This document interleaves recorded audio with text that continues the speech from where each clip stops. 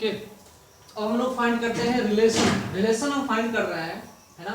ये electric field हमने दे दिया और ये डिस्प्लेसमेंट दे दिया, तो negative of electric field and displacement vector क्या कहलाता है? पोटेंशियल डिफरेंस कहलाता है। तो इस तरह से हम लोग, मैंने आपको इससे पहले बताया था, रिलेशन बताया था पोटेंशियल डिफरेंस और इलेक्ट्रिक फील्ड में क्या रिलेशन है ना। ये रिलेशन में बताया था, इसका यूज, इस रिलेशन का यूज हम आराम से कर सकते हैं। इलेक्ट्रिक फील्ड मान लो 3 डायमेंशनल में लिखा है, electric field is equal to E X I cap plus E Y J cap plus E Z K cap. इसका मतलब ये हुआ इलेक्ट्रिक फील्ड ई एक्स का मतलब ये हुआ electric field in x direction, I cap मतलब unit vector in x direction plus electric field in Y direction and unit vector in Y direction plus E z का मतलब है electric field in और y z direction. ये magnitude है, ये भी magnitude है, ये भी मैग्नीट्यूड है। It's all are the magnitudes of electric field in different directions. Different direction मतलब x direction, Y direction and Z direction, तीनों डायरेक्शन में इतने सारे डिस्प्ले मैग्नीट्यूड दिए हुए हैं और यूनिट वेक्टर से अगर हमने मल्टीप्लाई कर दिया है तो वेक्टर क्वांटिटी बन जा रहा है। क्योंकि वेक्टर में क्या होता है, मैग्नीट्यूड, सॉरी क्या होता है, मैग्नीट्यूड भी होता है, डायरेक्शन भी होता है। फिर हम लोग डिस्प्लेसमेंट चलते हैं, आर वेक्टर। जैसे हम लोग आर वेक्टर पढ़ते हैं ना, तो आर वेक्टर को क्या लिखते हैं? आर वेक्टर मतलब पोजीशन वेक्टर। किसी पार्टिकल का पोजीशन वेक्टर अगर निकालना हो, X I cap plus Y J cap plus Z K cap, है ना, इस तरह से हम लोग निकालते हैं। R vector is equal to X I cap plus Y J plus Z K.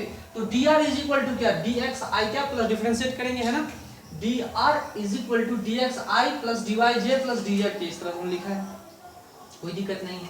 तो dv इज इक्वल टू, ये हम लोग जानते थे, dv is equal to negative of electric field dot displacement vector. तो चेंज इन पोटेंशियल डिफरेंस या potential difference is equal to negative of dot product of electric field और displacement vector. तो हमने कुछ इस तरह से लिखा, इन दोनों को अगर हम मल्टीप्लाई करें, डॉट प्रोडक्ट निकालें, तो ई एक्स डी एक्स का मतलब है आई डॉट आई क्या होता है 1, और मल्टीप्लाई में E x into d x negative sign रखेंगे, और i z i dot j i dot k क्या होगा, सब के सब जीरो हो जाएंगे। तो जो जो यूनिट वेक्टर सेम डायरेक्शन उसका हमने वैल्यू लिखा है, सिंपल है। डॉट प्रोडक्ट जब भी निकालना होगा तो वेक्टर जो सेम डायरेक्शन में होंगे उसको क्या कर देंगे हम लोग, मल्टीप्लाई कर देंगे, डॉट प्रोडक्ट में 1 हो जाएगा, है ना। तो लिखेंगे minus E x d x minus E y d y minus E z d z. इस तरह से हमने लिखा है, कोई दिक्कत नहीं है। लेकिन सवाल ये है कि इस चीज का यूज, इसका यूज हमें फाइंड करना है इलेक्ट्रिक फील्ड में, इलेक्ट्रिक फील्ड फाइंड करने में। ये जो रिलेशन, ब्यूटीफुल रिलेशन दिया हुआ है, इसका यूज हमें फाइंड करना है electric field in Y X direction, electric field in Y direction, electric field in Z direction. अगर ये हमें पता चल जाए electric field in x direction, ये पता चल जाए electric field in Y direction, और ये पता चल जाए electric field in Z direction, तो इलेक्ट्रिक फील्ड हमें आराम से निकाल सकते हैं, कोई दिक्कत नहीं है। तो पार्शियल डिफरेंशिएशन से electric field in x direction हम लोग इजीली फाइंड कर सकते हैं। पार्शियल डिफरेंशिएशन का मतलब ये होता है, एक नया डिफरेंशिएशन आता है, एक ऐसा डिफरेंशिएशन होता है जिसमें हम पार्शियली डिफरेंशिएट करते हैं। पार्शियली डिफरेंशिएट करने का मतलब ये है कि अगर मान लो बहुत सारे वेरिएबल्स हैं, तो जिस वेरिएबल के रेस्पेक्ट में हम डिफरेंशिएट कर रहे हैं, मतलब जिस वेरिएबल के रेस्पेक्ट हम डिफरेंशिएट कर रहे हैं उसको हम वेरिएबल बना देते हैं, बाद में हम कांस्टेंट रखते चलते हैं। ऐसे ऐसे डिफरेंशिएशन को हम पार्शियल डिफरेंशिएशन के नाम से जानते हैं। काफी इजी है समझना इसको, है ना। और जिसके पास ये ज्ञान है पार्शियल डिफरेंशिएशन का, वो आसानी से समझ सकते हैं।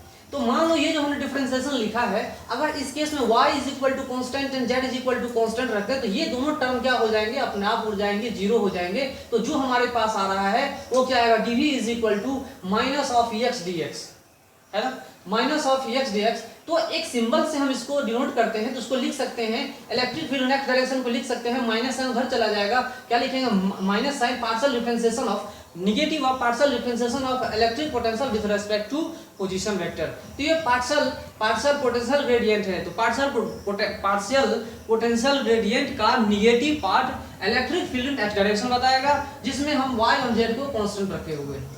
आगे चलते हैं, इलेक्ट्रिक फील्ड सिमिलरली अगर आपको फाइंड करना है electric field in Y direction, तो क्या करेंगे, partial differentiation negative of partial differentiation potential with respect to y, तो इसमें x और z को क्या कर देंगे, कांस्टेंट रखते हैं।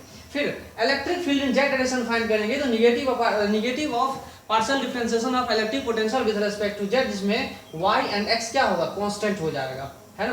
तो ये सब चीजें क्यों हम पढ़ रहे हैं, क्या जरूरत है इन सब चीजों को पढ़ने का, इसका एक ही इस्तेमाल है इलेक्ट्रिक फील्ड को फाइंड करने का। ऐसे ऐसे डिफरेंशिएशन को हम लोग पार्शियल डिफरेंशिएशन के नाम से जानते हैं। ओके, तो मैं क्वेश्चन दे रहा हूं आपको, आप आसानी से क्वेश्चन को सॉल्व कर सकते हो। मैं पहले आपको बताऊंगा, suppose that potential in space is given like this, है ना। स्पेस में पोटेंशियल कुछ इस तरह से दिया हुआ है, जिसको हम लोग 4x² plus 3yz plus 5xz, है ना, वोल्ट दिया हुआ है पोटेंशियल, है ना। तो इसको देख करके आप ये मुझे बताओ कि नेट इलेक्ट्रिक फील्ड क्या होगा, what will be the electric field. ठीक है, वीडियो पॉज करके इस क्वेश्चन का आंसर आपको बताना है कि electric field, net electric field क्या होगा। ठीक है, अगर ये वोल्ट में दिया हुआ है तो इलेक्ट्रिक फील्ड क्या होगा, इसको आपको कैलकुलेट करना है। ओके,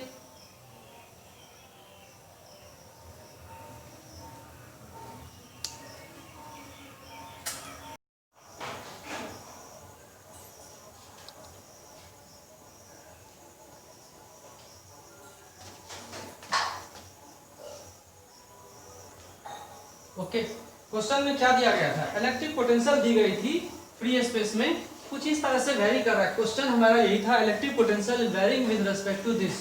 तो हमें इलेक्ट्रिक फील्ड फाइंड करनी है। तो इलेक्ट्रिक फील्ड अगर फाइंड करनी है भाई, तो इलेक्ट्रिक फील्ड की वैल्यू क्या होगी, तो वो हमें फाइंड करना है EXi plus EYj plus EZk, ये हमें फाइंड करनी है।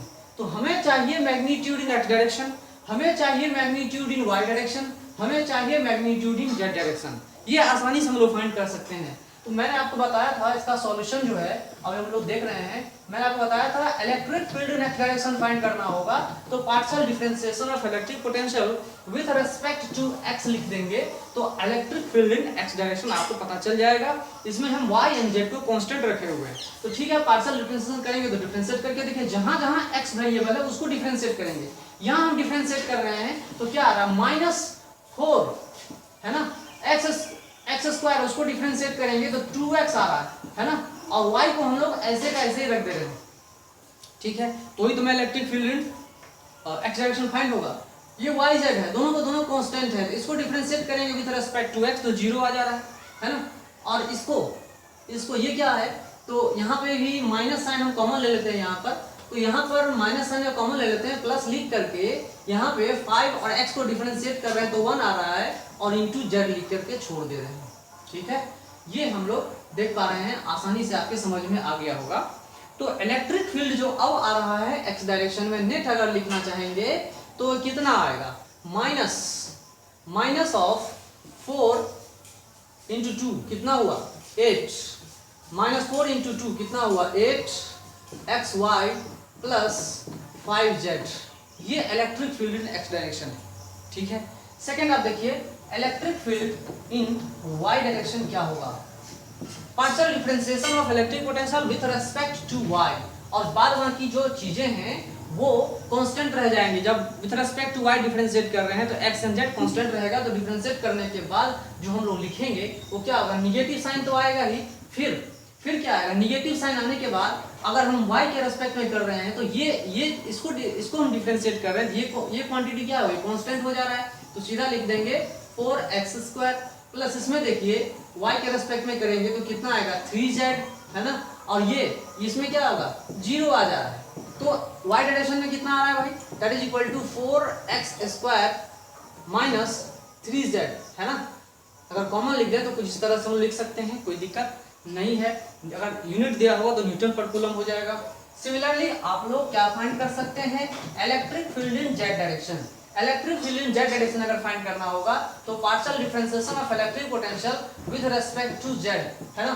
इस सिचुएशन में हम लोग क्या करते हैं, इक्वल टू लिखेंगे, minus sign with respect to Z अगर लिखेंगे तो ये क्वांटिटी ऐसे ही कैंसिल आउट हो जा रहा है 0, प्लस यहाँ पे लिखेंगे 3y, है ना, 3y लिखेंगे, यहाँ पे कितना आ जा रहा है 5x।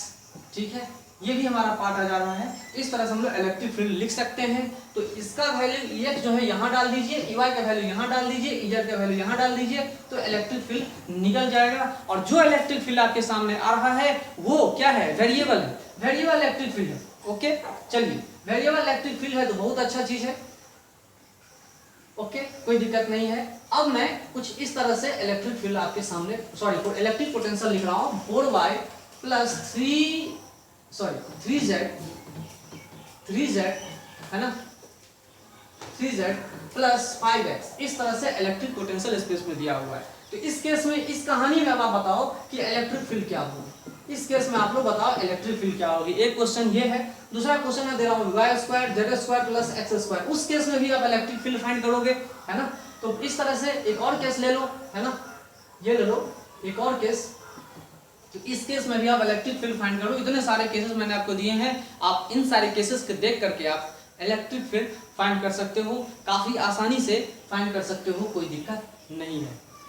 ठीक है जी, ओके चलिए, एक चीज तो क्लियर हो गया। इसी चीज से आप ये भी फाइंड कर सकते हो difference in potential. Difference in potential भी आप कैलकुलेट कर सकते हो। आईआईटी में इस तरह के क्वेश्चन बहुत आते हैं, है ना। मान लो कि इलेक्ट्रिक फील्ड एक्स डायरेक्शन में कुछ इस तरह से वेरी कर रहा है ना। Electric field in x direction is varying with respect to this relation. इस रिलेशन से एक्स डायरेक्शन में वेरी कर रहा है, ठीक है। तो आपको फाइंड क्या करना है, आपको फाइंड करना है इलेक्ट्रिक पोटेंशियल, है ना, potential difference between 2 metre to 4 metre, है ना। आपको क्या फाइंड करना है भाई, electric potential difference between 2 metre to 0 metre पहले फाइंड करना है। फिर आप फाइंड करोगे electric potential between 4 metre to 4 metre से कितना फाइंड करना है, 2 मीटर, है ना। फिर आपको फाइंड करना है electric potential between 5 metre to 1 metre, है ना। ये सब चीजें आप लोग फाइंड करके मुझे बताओ, काफी आसान है। ओके, ये सब क्वेश्चंस के पार्ट हैं, फाइंड करना है आपको इसमें। ओके, ये भी फाइंड कर लो, ये भी फाइंड करो, ये भी फाइंड करो। तो इसको फाइंड करना काफी आसान है, ठीक है। कैसे आसान है भाई, तो आपको ये चीज पता होना चाहिए पोटेंशियल डिफरेंस होता क्या है, minus of electric field dot dr vector, यही तो फॉर्मूला होता है। लेकिन यहाँ पे इलेक्ट्रिक फील्ड क्या है, एक्स डायरेक्शन में सिर्फ वेरी कर रहा है, तो इलेक्ट्रिक फील्ड जो है एक्स डायरेक्शन में हम लिख देंगे क्या क्या है, तो ये लिखेंगे इलेक्ट्रिक फील्ड एक्स डायरेक्शन में है डॉट dx वेक्टर यहाँ पे लिख देंगे। फिर इसको इंटीग्रेट करेंगे, डायरेक्शन तो सेम है, तो क्या करेंगे यहाँ पे इंटीग्रेशन करके फाइंड कर सकते हैं वैल्यू।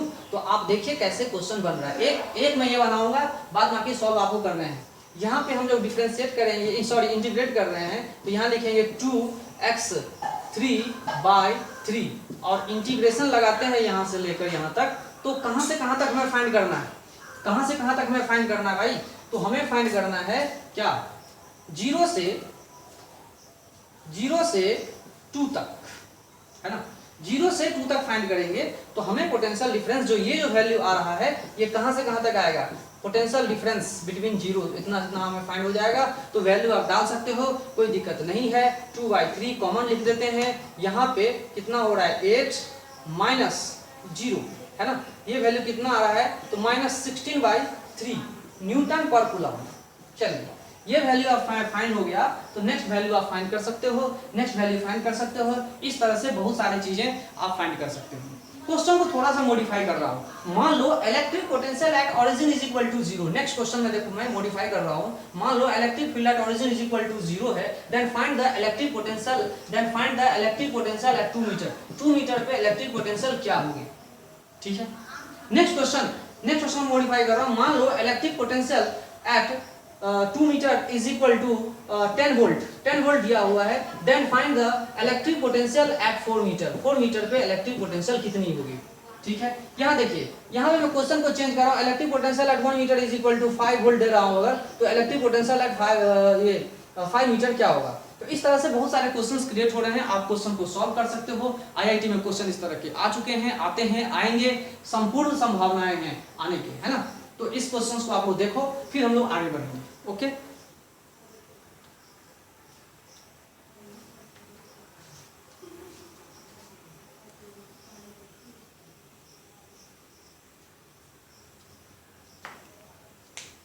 सॉरी यहाँ पे न्यूटन पर कूलम नहीं होगा, ये इलेक्ट्रिक फील्ड का यूनिट होता है ना, तो यहाँ क्या होगा, वोल्ट होगा, है ना। यहाँ वोल्ट होगा, न्यूटन पर कूलम नहीं होगा। ओके,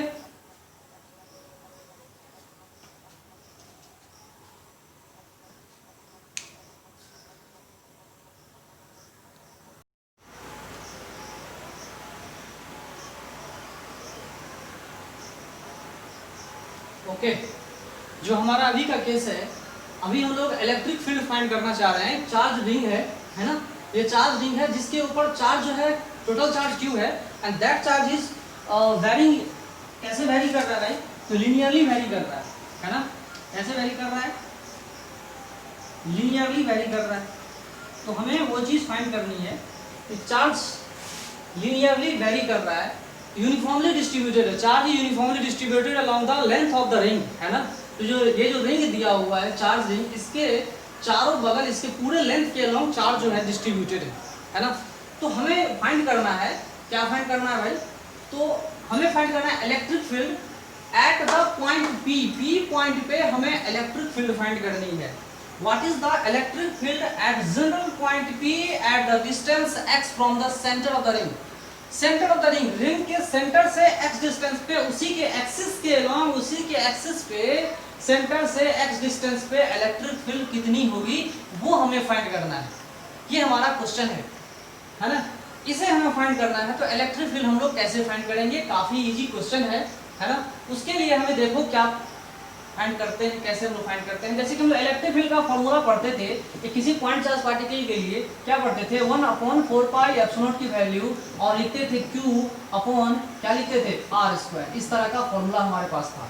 लेकिन यहाँ पे देखिए कि अगर हमने एलिमेंट्री चार्ज पार्टिकल, यहाँ अगर हमने एलिमेंट्री चार्ज रखा है dq, तो dq की वजह से इलेक्ट्रिक फील्ड जो है, और इस केस में आप गौर से देखना कि हमने चारों बगल, इसके चारों बगल हमने पॉजिटिव चार्ज डिस्प्लेस करके रखे हुए हैं। तो dq जो अगर है, तो dq की वजह से क्या हो रहा है, इधर इलेक्ट्रिक फील्ड होगा। नेट जो होगा electric field, partial electric field की बात करें, स्मॉल इलेक्ट्रिक फील्ड की बात करें, तो ये इस डायरेक्शन में आ रहा है, बिकॉज़ चार्ज पॉजिटिव है, और पॉजिटिव से अवे, पॉजिटिव से दूर इलेक्ट्रिक फील्ड इधर काम कर रहा है। ठीक है जी, एक बात तो क्लियर है। चलिए, dE इधर काम कर रहा है, लेकिन देखिए ये एक सिमेट्रिक बॉडी है। ये एक सिमेट्रिक बॉडी के होने की वजह से dq का यहाँ पर होगा, तो यहाँ भी dq बॉडी, dq चार्ज की वजह से इलेक्ट्रिक फील्ड क्या होगा, यहाँ भी dE आ जाएगा, यहाँ भी क्या dE आ जाएगा। फिर अगर ये थीटा एंगल हमने बना रखा है, तो ये भी थीटा है, ये भी थीटा है। ओके, दो साइड हमने क्या रखे हैं, यहाँ पे दोनों केस में क्या होंगे, थीटा। तो हमें क्या करना है कि इस केस में अगर हमें फाइंड करनी है, तो हम क्या करेंगे, थीटा जो है, थीटा यहाँ से लेकर यहाँ तक हम लोग इंटीग्रेशन फाइंड करना चाहते हैं। तो एक कंपोनेंट, परपेंडिकुलर कंपोनेंट अगर हम देखते हैं, तो dE sin थीटा है ना, dE sin थीटा यहाँ भी हो रहा है, dE sin थीटा यहाँ भी हो रहा है। तो इस केस में क्या होगा कि एक दूसरे को ये क्या करेंगे, कैंसिल करेंगे। ये क्या करेंगे, एक दूसरे को कैंसिल करेंगे। तो कैंसिल करने की वजह से परपेंडिकुलर पार्ट कैंसिल कर देंगे, और ये जो पार्ट है ना, ये दोनों के दोनों क्या कर देंगे, जुड़ जाएंगे। dE cos theta, dE cos theta, है ना। तो इस तरह से जुड़ जाएंगे, और जुड़ने के बाद जो हमारे पास इक्वेशन आएगा वो कुछ इस तरह से आएगा। ओके,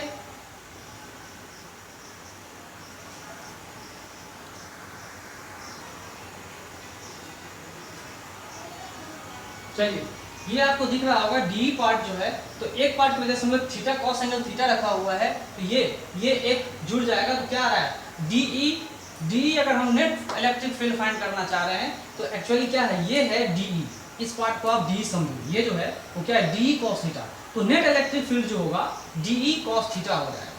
ठीक है, बात समझ में आ रहा है। अगर हम इलेक्ट्रिक फील्ड फाइंड करना चाह रहे हैं, तो ये मान लो dE है, इसका एक कंपोनेंट dE cos थीटा, इतना इलेक्ट्रिक फील्ड होगा। ठीक है, तो d किसकी वजह से, एलिमेंट्री चार्ज dq की वजह से है। फिर z², जहां से यहाँ इस चार्ज पार्टिकल का डिस्टेंस p पॉइंट पे कितना है, तो z है ना, इसी का स्क्वायर लिखेंगे, और plus cos theta, cos of the angle. तो 1/4πε0 की वैल्यू 9 × 10⁹ लिखते हैं, dq लिखते हैं, और cos थीटा की वैल्यू क्या होती है, cos थीटा का वैल्यू क्या आता है, cos theta is base by hypotenuse x/z, और पहले से यहाँ z दिया हुआ था। ठीक है, और z² का मतलब क्या लिखेंगे, r² + x² का पावर है ना, सॉरी, z² का मतलब क्या, r² + x² प्लस z का मतलब क्या, r² + x² का रूट अंडर, है ना। तो टोटल क्या आ रहा है, x/this, इतना आ रहा है। तो हमें पता चल गया कि इलेक्ट्रिक फील्ड सेंटर से x डिस्टेंस पे इतना आ रहा है। ठीक है, तो पूरे चार्ज की वजह से कितना आएगा, पूरे चार्ज की वजह से कितना आएगा। तो हम क्या कर रहे हैं, पार्टिकुलर एंगल थीटा ले रहे हैं। ये पार्टिकुलर एंगल थीटा है, theta is non variable here, theta variable नहीं है।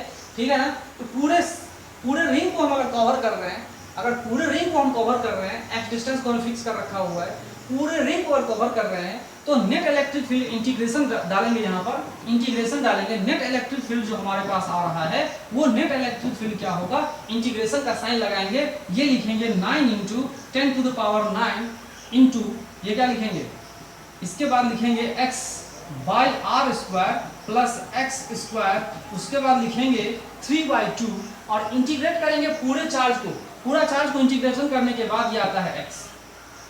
ठीक है, काफी आसान था, काफी आसान था, ये बहुत अच्छा है। ये फर्स्ट मेथड हम आपको बता रहे हैं इलेक्ट्रिक फील्ड फाइंड करने का, फर्स्ट मेथड हम बता रहे हैं, ठीक है ना जी, ये हम फर्स्ट मेथड बता रहे हैं। चलिए फर्स्ट मेथड अगर हम बता दे रहे हैं तो कोई दिक्कत नहीं है। तो सेंटर पे आप इलेक्ट्रिक फील्ड आराम से फाइंड कर सकते हो कि सेंटर पर एक रिंग के सेंटर पे इलेक्ट्रिक फील्ड कितनी होगी, तो x = 0, अगर 0 रख दे रहे हैं तो सेंटर पे इलेक्ट्रिक फील्ड कितनी हो रही है, 0 हो रही है। और अब यहाँ पे ऑब्जर्व करके देख सकते हो, x को मैं इधर अगर और सजा के लिखूं अगर मैं इसको, तो क्या लिखूंगा 9 इंटू 10 टू द पावर 9, है ना। इसके बाद लिखेंगे Q, कैपिटल Q, है ना। और इसके बाद अगर ये टर्म अगर मैंने उड़ा दिया तो चलो इसमें x के साथ कैसे वेरी कर रहा है वो हमें फाइंड करना है, ठीक है। x के साथ कैसे वेरी कर रहा है वो हमें फाइंड करना है। तो x ये जो बाहर आया हुआ है, ये x² इसके अंदर डाल दे तो, ठीक है। तो कहानी क्या होगा वो हमें फाइंड करनी है। तो x के साथ वेरी कर रहा है, ठीक है। तो वेरी जो कर रहा है, कैसे वेरी कर रहा है ये समझाना आसान है। तो इस ग्राफ से आप क्लियर का पता चल रहा होगा, when x = 0 then electric field = 0, centre पे है, रिंग के सेंटर पे इलेक्ट्रिक फील्ड क्या हो रहा है, 0। धीरे धीरे आप ग्राफ से देख रहे हैं, धीरे धीरे इलेक्ट्रिक फील्ड क्या हो रहा है, बढ़ रहा है। एक x जब x r/√2 आ रहा है या x -r/√2 आ रहा है, उस केस में इलेक्ट्रिक फील्ड क्या हो रही है, मैक्सिमम हो रही है। क्या हो रही है भाई, मैक्सिमम हो रहा है। तो इलेक्ट्रिक फील्ड मैक्सिमम हो रही है। थोड़ा सा ग्राफ में गड़बड़ हो रहा है, ग्राफ में क्या होगा, ये पार्ट जो है निगेटिव आ जाएगा, क्योंकि इलेक्ट्रिक फील्ड की डायरेक्शन अपोजिट इन डायरेक्शन हो जाएगा। अगर हमने पॉजिटिव इलेक्ट्रिक फील्ड इधर लिया तो इस डायरेक्शन तरफ क्या होगा, निगेटिव इलेक्ट्रिक डायरेक्शन हो जाएगा। इलेक्ट्रिक फील्ड अगर ये है, इधर कितना होगा, माइनस ही होगा। तो ये ग्राफ जो है वो मेरे हिसाब से सही नहीं है, इसका उल्टा पार्ट हो जाएगा, है ना। यहाँ हम एक प्लॉट करेंगे, फिर सेम टू सेम ग्राफ हम लोग यहाँ प्लॉट करेंगे। ये ऐसी कहानी नहीं होगी, ठीक है जी। ये क्या होगा, negative electric field, opposite direction में इलेक्ट्रिक फील्ड, वो अपोजिट डायरेक्शन में सेम टू सेम हमें फाइंड करनी है ना। यहाँ पर ये इधर जाएगा, फिर यहाँ से ऐसा चला जाएगा। तो मैक्सिमम जो इलेक्ट्रिक फील्ड होगा इस पोजीशन पे x = -r/2, है ना, अपोजिट डायरेक्शन में। तो अपोजिट डायरेक्शन में इलेक्ट्रिक फील्ड क्या आ रहा है, निगेटिव आ रहा है, तो निगेटिव इलेक्ट्रिक फील्ड इधर आ जा रहा है ना। इस चीज को आप लोग समझिए। तो मैक्सिमम इलेक्ट्रिक फील्ड इस पॉइंट पे है when x = r/√2, मैक्सिमम इस केस में भी है when x = -r/√2। दोनों केस में मैक्सिमम है, बस अंतर ये है कि ये इलेक्ट्रिक फील्ड इधर पॉजिटिव डायरेक्शन में है, ये इलेक्ट्रिक फील्ड इधर नेगेटिव डायरेक्शन में है। इसके वजह से सिर्फ डायरेक्शन का लफड़ा है, डायरेक्शन का प्रॉब्लम है, बाद बाकी सारे ग्राफ जो है आपको सेम टू सेम दिख जाएंगे। ओके, तो यहाँ देखिए जैसे जैसे सेंटर पे इलेक्ट्रिक फील्ड 0 है, जैसे जैसे x की डिस्टेंस बढ़ रही है, जैसे x की डिस्टेंस बढ़ रही है, वैसे वैसे इलेक्ट्रिक फील्ड भी बढ़ रहा है, बढ़ते बढ़ते एक मैक्सिमम वैल्यू तक आ रहा है। और उसके बाद धीरे धीरे जब x की वैल्यू ग्रेटर देन r/√2 आ रहा है, तो इलेक्ट्रिक फील्ड की वैल्यू धीरे धीरे क्या हो रही है, घटते हुए जा रहा है। काफी सिमेट्रिक ग्राफ। क्या ये सिमेट्रिक ग्राफ है?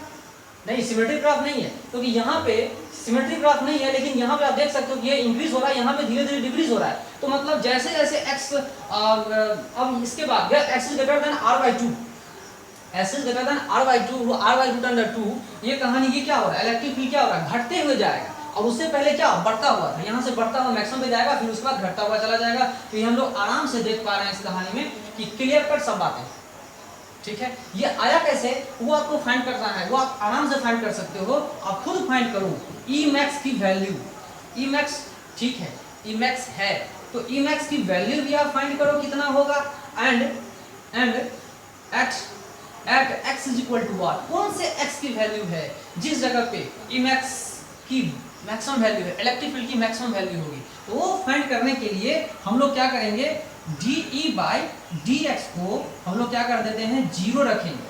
क्या करेंगे, 0 रखेंगे। फिर सेकेंड पार्ट डिराइव करेंगे, देखेंगे निगेटिव पार्ट अगर आ जा रहा है तो वो मैक्सिमम होगा, पॉजिटिव आ रहा है तो मिनिमम होगा। तो मैथमेटिक्स में आप लोग यूज ऑफ मैक्सिमम मिनिमम पढ़े होंगे, है ना। अगर नहीं पढ़े हैं तो इसका यूज यहीं पे हो रहा है, यहाँ पे आराम से आप समझ पा रहे हैं इस चीजों को कि D E by D x अगर हम 0 रख देंगे तो आपका x का वैल्यू आ जाएगा और वो आएगा आपका r by root under 2 plus minus दोनों साइड में आ जाएंगे, दोनों साइड का वैल्यू आ रहा है, ये आप खुद कैलकुलेट करो, इट्स योर होमवर्क, ठीक है। और मैक्सिमम वैल्यू कितनी आ रही है इलेक्ट्रिक फील्ड की वो भी आप फाइंड करके बताना, क्या ये इतना आ रहा है उसको भी आप फाइंड करके बताना कि कितनी है, x की वैल्यू इतना डाल दो, x की वैल्यू इतना डाल दो भाई, तो आराम से आपका क्वेश्चन बन जाएगा। तो देखना कितना आ रहा है, 9 इंटू 10 टू द पावर 9, इसके बाद लिखेंगे 2q बाय, है ना, ये लिखेंगे 3 रूट अंडर 3, जितना भी होगा आप लोग खुद इसको देख सकते हो कितना आ रहा है, आप खुद कैलकुलेट करके देख सकते हो, काफी समझदार हो, काफी टैलेंटेड हो, ये आपके लिए खुद दे रहा हूँ, आप खुद इसको समझो, प्रैक्टिस करो और बनाओ, ठीक है।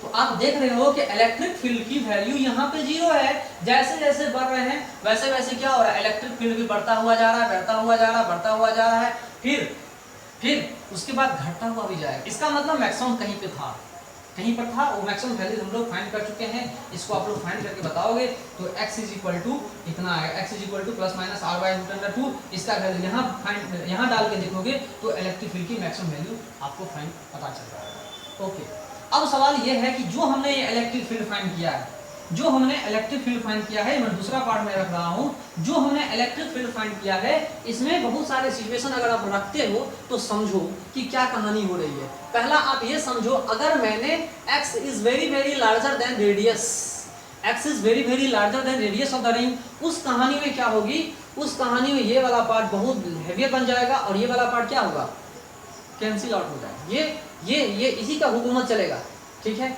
तो क्या लिखेंगे, उस केस में इलेक्ट्रिक फील्ड की वैल्यू क्या होगी, तो उस केस में इलेक्ट्रिक फील्ड जो होगी वो कितना होगा, 9 into 10 to the power 9 into, है ना, ये x ही रहेगा और ये x क्यूब आ जा रहा है, तो क्या लिखेंगे q into x divided by ये कितना आ जाएगा x क्यूब, मतलब ये x स्क्वायर आ रहा है, ये क्या आ रहा है x स्क्वायर, तो x स्क्वायर का मतलब ये हुआ कि बहुत बहुत ज्यादा दूरी पर इलेक्ट्रिक फील्ड फाइंड करने के लिए पूरा का पूरा चार्ज इसके सेंटर पे दिखेगा, ऑब्जर्व किया जाएगा, है ना। मतलब समझिए कि अगर मैंने बहुत ज्यादा अगर मैं किसी चार्ज रिंग से बहुत दूर चला जाऊं तो चार्ज रिंग अब ये नहीं बनेगा, अब ये पॉइंट पार्टिकल बन जाएगा, अब ये पॉइंट पार्टिकल बन जाएगा जिसका पूरा का पूरा चार्ज इसके सेंटर पे है और यहां से यहां x डिस्टेंस में इलेक्ट्रिक फील्ड निकाल रहे हैं, क्योंकि ये फॉर्मूला खुद अपने आप में प्रूफ है। देख लीजिए, इस प्रूफ को देख लीजिए, इसका मतलब हमने जो कैलकुलेशन किया है वो बिल्कुल सही है, वो कैलकुलेशन बिल्कुल सही है, गलत कैलकुलेशन बिल्कुल नहीं है। आप देख लीजिए इस चीज को, एक पॉइंट पार्टिकल की तरह बिहेव करेगा, चाहे इधर निकाले चाहे इधर निकाले, for x is very very larger than radius of the ring, बहुत लार्ज हो जाए तो इस कहानी में हम लोग देख सकते हैं। दूसरी कहानी इसमें क्या है, अगर मैं इसके साथ दूसरा केस भी देखते हैं, x is very very less than radius of the curvature, radius of the ring, अगर मैं x को इस रिंग के रेडियस से बहुत बहुत कम कर दूं तो उस कहानी में क्या होगी, इस कहानी में ये होगा कि x जो है बहुत कम है, ये क्या होगा इसके तुलना में खत्म हो जाएगा ऐसा कहानी। तो इस कहानी में इलेक्ट्रिक फील्ड क्या निकलेगा, electric field is equal to 9 into 10 to the power 9 into ये 9 इंटू 10 टू द पावर 9 क्या है भाई, 1/4 पाई एप्सिलॉन की वैल्यू, है ना। फिर डायरेक्टिव कांस्टेंट को हमने यहाँ नहीं इन्वॉल्व किया है, आप लिख सकते हो, कोई दिक्कत नहीं है, आप लिख सकते हो, फॉर्मूला और अपडेटेड हो जाएगा। 9 into 10 to the power 9 into charge तो रहेगा ही, इसके बाद क्या हो रहा है कहानी में, x कम हो रहा है, तो x को कम होने के बाद क्या होगा, उड़ जाएगा, ये तो हट जाएगा ना r के सामने, तो ये कितना आ जाएगा r क्यूब और ऊपर x, मतलब आप ये समझो कि x very less than r, मतलब अगर समझो x is less than r, x is less than r, तो x इज लेस देन, दो कहानी है इसमें, ठीक है। x is very very less than r में आप देख लोगे कि ये x is very very less than r और r is very very less than x में ये पार्ट 0 आ जाएगा, ये पार्ट क्या आ जाएगा 0, इस केस में ये 0 आ रहा है, लेकिन x is less than r में कहानी क्या होगा, ये 0 नहीं होगा, कुछ फॉर्मूले इस तरह के आएंगे, फॉर्मूला कुछ इस तरह का आएगा, ठीक है। तो x is very very less than r का मतलब है उसके सेंटर के आसपास, उसके सेंटर के आसपास, उसके सेंटर के आसपास इलेक्ट्रिक फील्ड 0 होता है, जो हम लोग पहले ही पढ़ चुके हैं। और इस केस में देखिए 9 × 10⁻9 × q × r3, ये x जो हम लोग लिखे हुए हैं क्या है कहानी में, इस कहानी में क्या है, इस कहानी में ये आपके सामने आ रहा है कि x is directly proportional to x, sorry electric field directly proportional to x। ये देखिए ये कांस्टेंट क्वांटिटी, अगर चार्ज हमने कांस्टेंट रखा है, रेडियस कांस्टेंट रखा हुआ है, तो x is directly proportional, sorry electric field is directly proportional to x, मतलब इलेक्ट्रिक फील्ड बढ़ रहा है, जैसे जैसे x की वैल्यू बढ़ रही है वैसे वैसे इलेक्ट्रिक फील्ड भी बढ़ रहा है। ये मैंने फर्स्ट मेथड बताया है, बेसिक मेथड बताया है इलेक्ट्रिक फील्ड फाइंड करने के लिए due to a charge ring की वजह से इलेक्ट्रिक फील्ड उसके एक्सिस पे कितना होगा, ये हमने आपको बेसिक मेथड से बताया है, ठीक है। अब एक दूसरा मेथड बताएंगे इलेक्ट्रिक पोटेंशियल मेथड से, जो इससे भी इजी मेथड है, ओके। इससे भी इजी मेथड से हम लोग इलेक्ट्रिक फील्ड फाइंड करेंगे उसके सेंटर के एक्सिस, उसके सेंटर के पास।